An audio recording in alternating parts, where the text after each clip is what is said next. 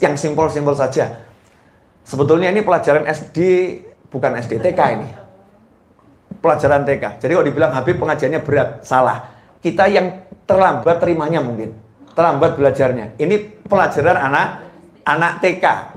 Bahkan ibu-ibu dulu sudah lulus. Tapi sekarang jadi mungkin lupa ilmunya. Boleh saya buktikan?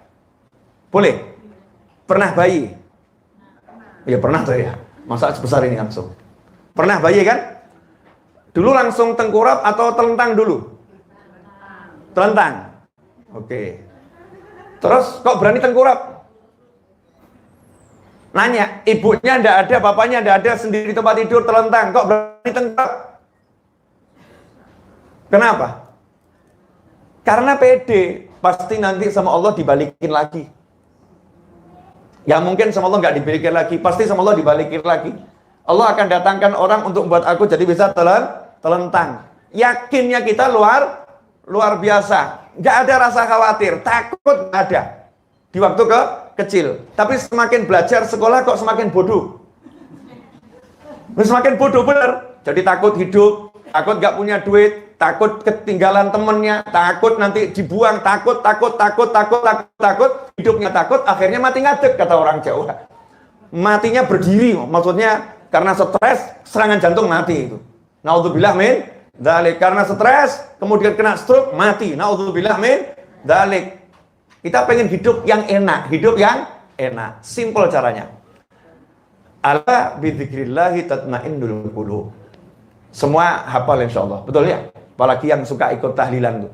Sebelum tahlilan kan ala bidzikrillahi tatmainnul qulub. Afdhalu dzikri fa'lam annahu la ilaha illallah dan seterusnya. Betul kan ya? Apal semua. Ingat, hanya dengan ingat Allah hati bisa tenang.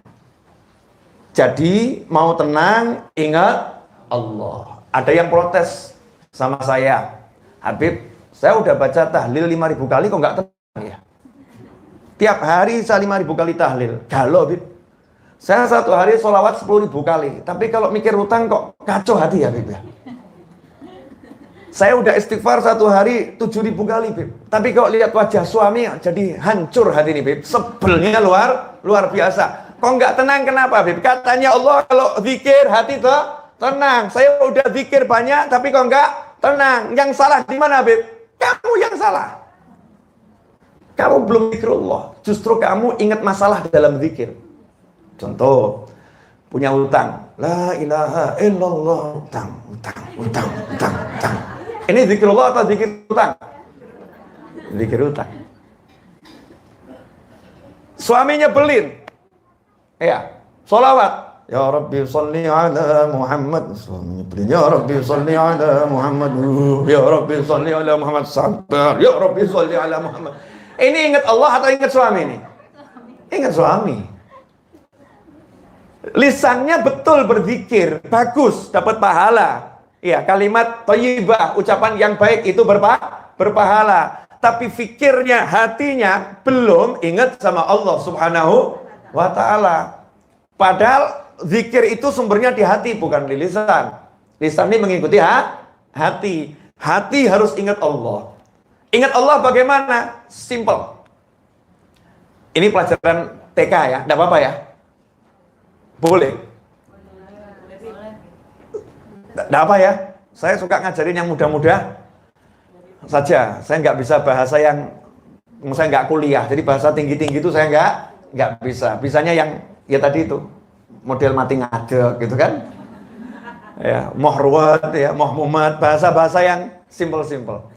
Tolong dijawab tapi sejujur-jujurnya ya, jujur. Ini asyik ini. Siapa Tuhan kita, anak-anak? Oh ini anggap TK gitu loh. Siapa Tuhan kita, anak-anak? Yang menciptakan langit siapa? Yang menciptakan bumi siapa? Yang bisa ngasih rezeki siapa? Yang bisa membuat kamu senang siapa? Ada tidak yang bisa membuat kamu tidak senang selain Allah? Nggak ada. Ada tidak yang bisa membuat kamu senang selain Allah? Nggak ada. Ada nggak yang bisa ngasih rezeki selain Allah? Ada tidak yang bisa menahan rezeki selain Allah? Jadi kalau kamu lagi ditahan rezeki oleh Allah, seharusnya kamu senang atau nggak senang?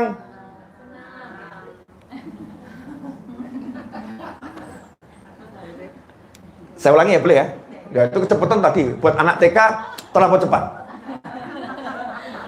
Ya. Coba saya perlambat, boleh? Ya. Yang ngasih rezeki siapa? Yang nahan rezeki siapa? Kalau suamimu dikasih rezeki 2 triliun, kamu bahagia atau tidak? Kalau rezekinya suamimu diambil Allah 2 triliun, kamu bahagia atau sedih?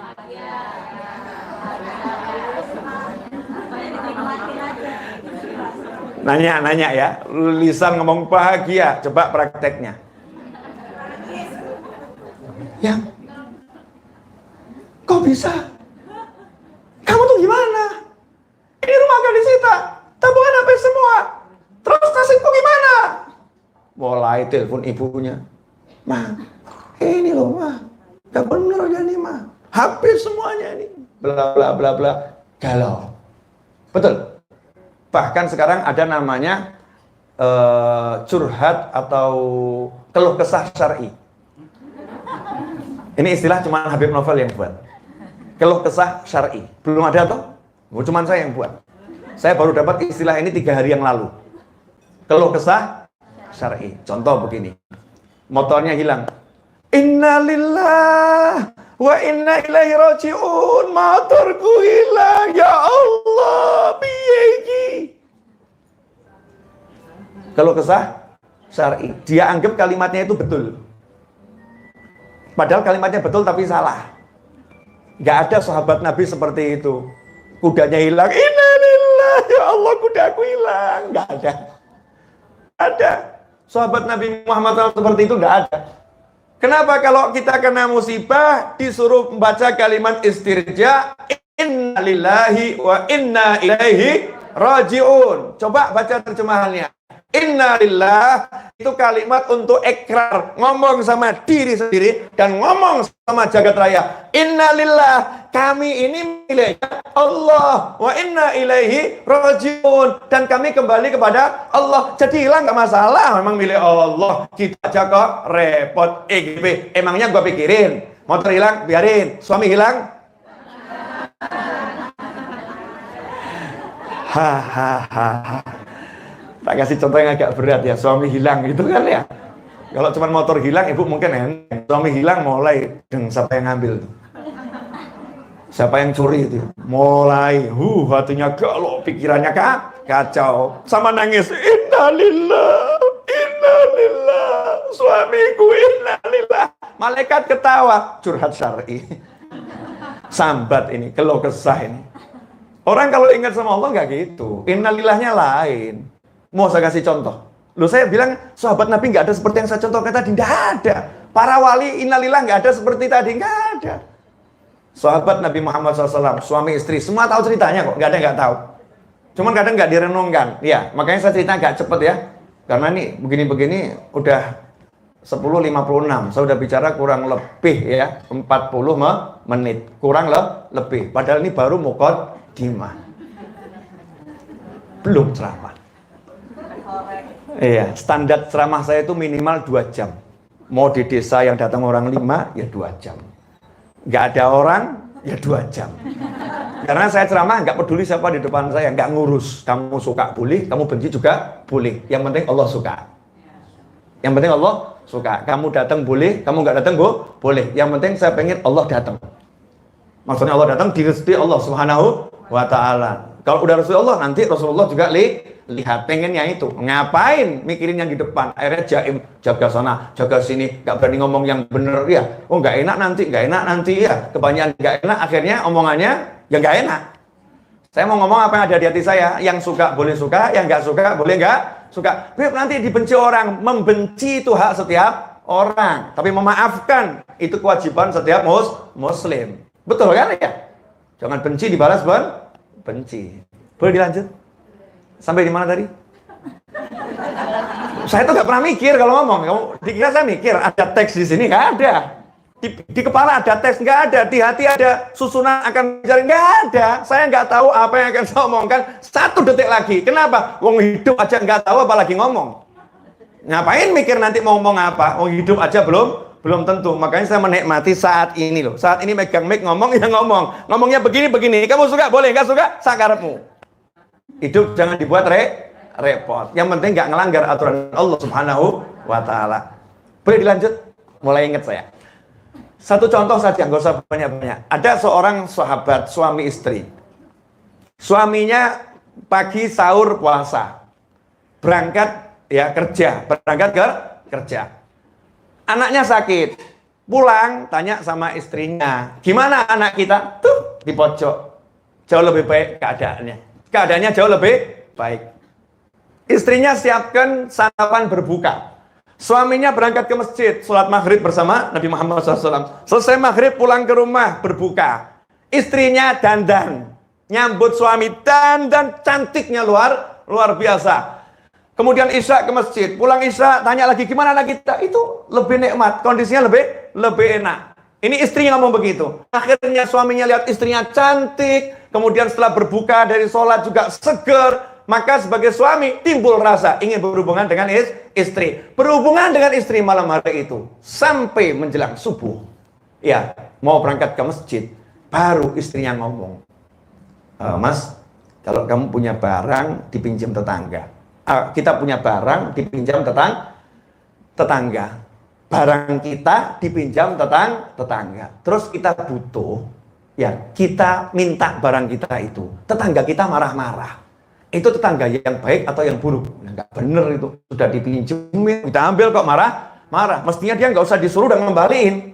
Nggak usah disuruh dan ngembaliin. Ini udah kita minta, butuh, minta baik-baik. Kok dia marah-marah? Nggak benar seperti itu. Begitu pula dengan anak kita.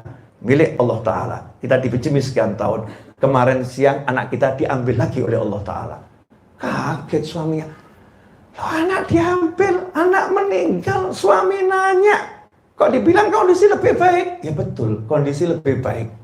Dari sakitnya kondisinya lebih baik. Lah kenapa kamu gak kasih tahu saya? Kasihan kamu dalam keadaan puasa, baru pulang kerja. Kamu lelah. Saya tunggu sampai kamu itu dalam keadaan bisa diajak ngomong yang enak. Loh, terus kenapa? Kamu bisa menikmati hubungan dengan saya. Saya melayani kamu karena Allah Subhanahu wa Ta'ala. Itu sudah diambil Allah. Sekarang saya tugasnya ngurusin kamu. Suaminya bingung, ini salah enggak ini istrinya? Salah enggak ini istri model begini ya? Maka lapor pada Nabi Muhammad SAW, salat subuh, jamaah, selesai lapor, ya Rasulullah, terjadi begini. Ini gimana ini? Rasul mengatakan, insya Allah hubungan kalian semalam diganti oleh Allah Ta'ala anak-anak yang semuanya ahli Quran, hafal Al-Quran. Itu punya anak, kalau saya lupa jumlahnya, semua hafal Quran dan ahli Al-Quran yang alim betul alim. Saya mau nanya, ini simple atau berat? Berat ya, beratnya luar biasa. Ini loh yang saya bilang, orang zaman sekarang gayanya innalillah, tapi ngeluhkan Allah. Innalillah, hidup kok seperti ini. Innalillah, ini motor saya hilang. Ya, innalillah tuh begitu, innalillah tuh sudah selesai. Innalillah, saya miliknya Allah, diambil ya wes. Bukan kemudian update status, motor hilang. Ya bukan begitu. Innalillah, ya innalillah, saya miliknya Allah. Ya udah, diambil sama Allah, diapa-apain sama Allah, digimanakan sama Allah, tenang dia, hatinya tidak berubah. Kalau sedih wajar, namanya manusia ya, nggak sedih nggak wajar. Nabi pun bersedih kan ya, putranya meninggal sedih, tapi hati tenang. Jadi hati tenang, wajah sedih, air mata netes, hatinya tenangnya luar biasa. Gimana caranya? Insya Allah itu yang akan kita pelajari pada poin nomor 2. Wah, ini salah saya ceramah siang hari ini. Ini mestinya diceramahkan nanti episode yang berikutnya. Biar saya dipanggil ke sini lagi. Ya, kalau semua ditumpahkan sekarang kan saya nggak dipanggil lagi. Lah kenapa ditumpahkan sekarang? Saya juga nggak tahu nanti akan bisa hidup lagi atau tidak ya. Adanya sekarang hidupnya ya ditumpahkan sekarang juga. Biar bisa didengar orang banyak ini ya. Sampai kapanpun juga. Simple yang kedua. Hati itu hanya bisa tenang kalau ingat Allah. Yang bilang siapa ini? Pakar. Yang bilang pakar. Ahli jiwa. Allah. Yang bilang Allah, bukan ahli jiwa. Bukan psikiater, psikolog, bukan paranormal, bukan orang pintar, bukan. Bukan Nabi, bukan Rasul. Bukan Nabi, bukan Rasul. Tapi penciptanya manusia, lewat Nabi Muhammad SAW ngomong kepada umat manusia, Allah, bahkan dengan kata Allah, diingatkan betul, Ingat ya, ingat. Gak ada yang lain. Bizikrillah, hanya dengan ingat Allah, hati menjadi tenang. Jadi kalau nggak bisa ingat Allah, jangan harap bisa tenang. Mau minum obat sebanyak apapun, mau ngumpulkan teman sebanyak apapun ya, temannya pergi ya, hatinya ikut pergi. Ya, hatinya ikut pergi. Susahnya datang lagi, tidak bisa. Tapi kalau ingat Allah Subhanahu wa taala, cuma hitungan detik, tik, selesai. Tenang langsung. Hati akan tenang. Nah, caranya gimana? Ingat Allah. Ya, sederhana saja. Saya kasih contoh yang paling gampang. Yang sudah gini aja. Yang belum punya anak angkat tangan. Yang belum punya anak. 1, apa lagi? 2. Oke. Berarti rata-rata semua sudah ya. Kenapa? Saya mau nanya pengalaman melahirkan. Melahirkan anak. Enak nggak, Bu? Jujur. Hah? Sakit atau nggak sakit? Sakit tuh. Ya. Tuh, sakit tuh mama tuh. Sakit kan? Melahirkan anak itu sakit. Resikonya apa, Bu? Resiko yang paling kecil apa? Mati. Itu resiko paling kecil. Resiko yang lebih besar lagi apa? Udah mati nggak diingat sama suami. Udah mati nggak diingat sama suami. 3 hari kemudian suaminya nikah lagi. Dan tidur di ranjang yang ibu sama suami, tidur di situ. Luar biasa. Gimana, Bu? Sakit nggak? Enggak. Karena di alam sana ibu nggak akan pikir rasa sakit. Yang ada cuman bahagia. Ngapain lagi bahagia kok terus mau sakit-sakit gara-gara ingat dunia. Naudzubillah min dzalik. Anak itu, saya kan belum pernah melahirkan ya. Ibu-ibu sudah pernah melahirkan. Yang berjuang untuk biar anak ini keluar itu ibu yang berjuang dengan begitu atau anak? Ibu ya. Anak tinggal keluar ya, tinggal keluar. Betul? Alhamdulillah. Sepakat semuanya? Ini kan yang sudah praktek semua. Kita belum ya, Pak ya? Insyaallah. Enggak ya, Beb ya? Enggak. Anak mendorong, mengikuti jalan, cari jalan. Tapi yang dorong siapa? Ibu. Yang ngeden siapa? Ibu. Anak kan tinggal mengikuti jalan yang sudah dibuat oleh ibu. Sesar, siapa yang buat jalannya? Dokter. Yang sakit siapa? Ibu. Yang enak siapa? Anak.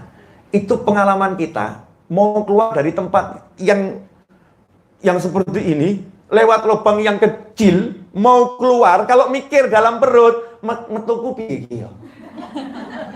Dalam perut kita mikir, nanti kita keluarnya gimana ya?